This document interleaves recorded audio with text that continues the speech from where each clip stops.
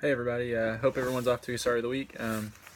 Just in this article review number one, I titled the review of new ideas for IT management and strategies. The first article I found was titled Developing the Right IT Strategy, How to Support Business Strategy with Technology, and it's CIO from IDG by Ian Cox in 2016.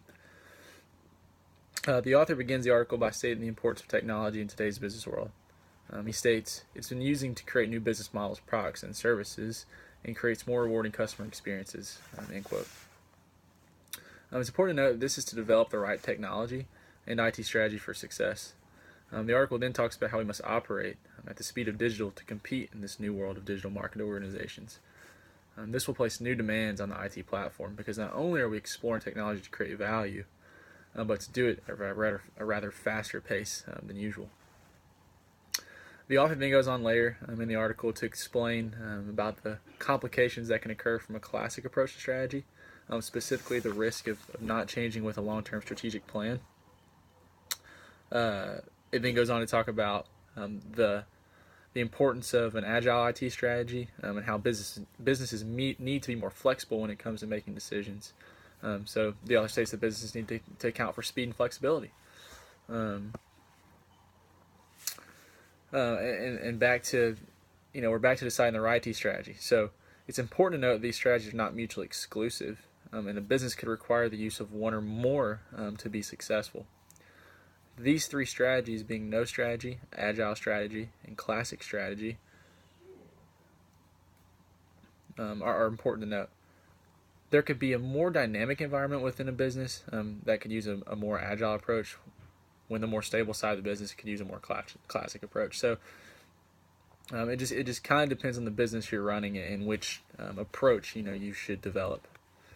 And that's important to note with our chapter, our reading from our textbook this first week. We notice a lot of the different IT strategies and different approaches that these businesses are taking, but it's important to know why. And I think this article does a great job of explaining as to why. And the article just ends with steps that we should take when developing a business technology strategy.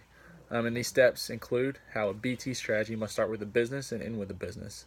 Thus, we need to develop BT strategy scenarios, develop technology roadmaps, and plan the business of IT. So that was the end of the first article that I found. The second article is titled Linking IT to Business Metrics. And it's by Smith, Heather, McKean, James, and Christopher, and it was developed in 2004 in the Journal of Information of Science and Technology. In this article, we learn about how early efforts to link measures of IT investment with measures of business performance have often challenged to show consistent organizational relationships. In the past, managers and researchers would claim that the relationship between IT and business is much more complex than originally thought. The article then goes on to talk about how it has been long argued that it is not technology that causes a business to be unsuccessful, but rather the inside of the business itself. Therefore, good business measurements include not only IT investments, but also how the business uses IT will be highly, highly important. So if the business program is properly designed, appropriately linked to an incentive program, widely implemented, and effectively monitored by management, the business program will become a part of the mindset of all IT staff and pay off in a wide variety of ways. We talk about this a little bit through PowerPoints in our class, but this is also mentioned in our chapter readings. And it just goes to show that the businesses that are successful are the businesses that have proper communication within the IT department and the business management department. So therefore, it's just of great importance to make sure that everyone's behavior is aligned towards achieving the same goal, including IT. The last article I found is stated or titled "Rethinking IT Strategy: A New Approach to IT Strategy Fit for Purpose" in 2016, and it's also from the CIO from IDG. Just to sum it up really quick, in this article we learn about that the textbook guide to IT strategy seems to produce poor outcomes when delivering IT solutions to complex business.